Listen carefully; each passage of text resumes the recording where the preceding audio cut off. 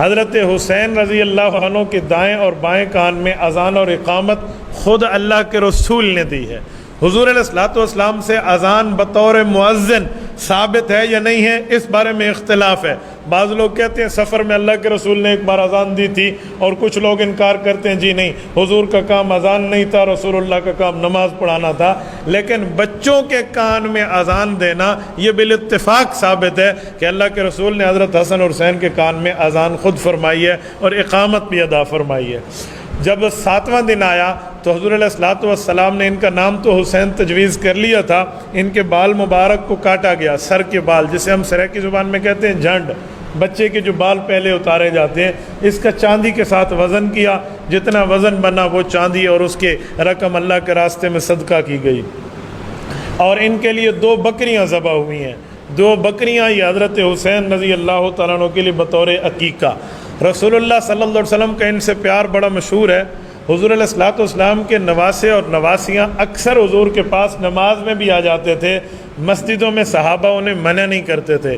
یہ بات یاد رکھیں، اگر بچے کو پیشاب وغیرہ سے حفاظت کی سمجھ ہو اور وہ مسجد آئے تو اسے منع نہیں کرنا چاہیے، اس بچے کو روکنے کا حکم ہے جو پیشاب پخانہ مسجد میں کر دیتا ہے اور بالکل شیرخواری کی عمر ہے اور اس کے رونے دھونے سے نمازیوں کی تکلیف ہے، وہ مسئلہ اور ہے۔ لیکن ہمارے لوگ کچھ ایسے خشک صوفی بنے ہوتے ہیں، ہر بچے کو مسجد میں آنے پر ان کی بی پی ہائی ہو جاتا ہے اور ان کا پارا پتہ نہیں وہ ہائی ہو جاتا ہے، جی یہ بچے کیوں مسجد میں آئے ہیں۔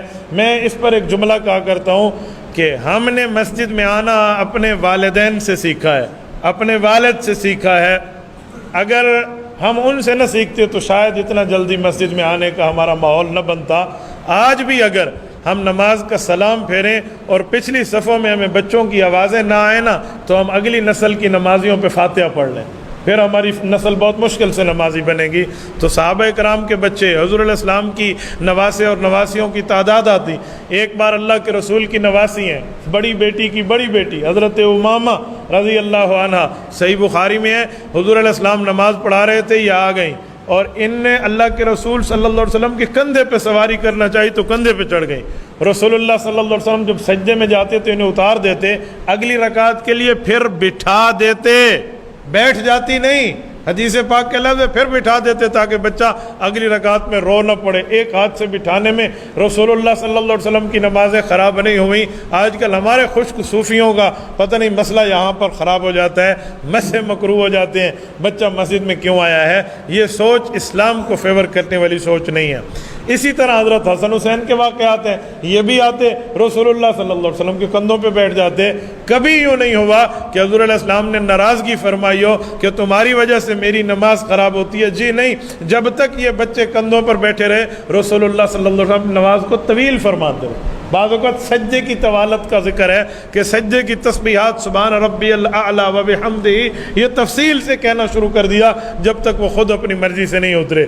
ایک بار اللہ کے رسول صلی اللہ علیہ وسلم نے حضرت حسن حسین کو اپنے کندھوں پر بٹھایا ہوا تھا، راہ چلتے ہوئے ایک شخص نے دیکھا، انہوں نے کہا بچوں تمہیں کیا اچھی سواری ملی ہے؟ حضور نے فرمایا ایک بات اور بھی کہو، مجھے بھی بہت اچھے سوار ملے ہیں۔ حدیث پاک میں ہے رسول اللہ صلی اللہ علیہ وسلم نے ان دونوں شہزادگان کے سر پہ ہاتھ پھیرا اور ارشاد فرمایا میرے بیٹو میں اس کے لیے سلامتی کا پیغام ہوں جو تمہارے لیے سلامتی کا پیغام ہے، اور میں اس کے لیے اعلان جنگ ہوں جو تمہارے لیے اعلان جنگ ہے۔ انا حرب لمن حاربکم وَأَنَا سَلْمٌ لِمَنْ سَالَمَكُمْ، میں پیغام سلامتی ہوں اس کے لیے جو تمہیں سلامت سمجھے، اور میں پیغام جنگ ہوں ان کے لیے جو تم سے لڑے۔